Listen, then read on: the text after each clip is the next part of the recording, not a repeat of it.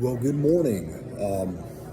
So we're supposed to be putting in a little ironworking update. We're supposed to be reinforcing joist at a Walmart out here in Sioux Falls last night. Well, something happened with the state, and one of our paperwork for workers' comp didn't get in, even though we've sent it in.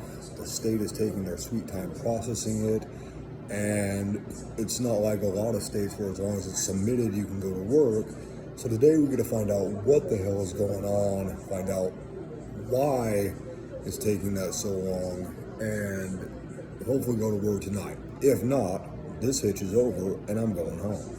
That's just how it works. Anyways, biscuit, possibly out.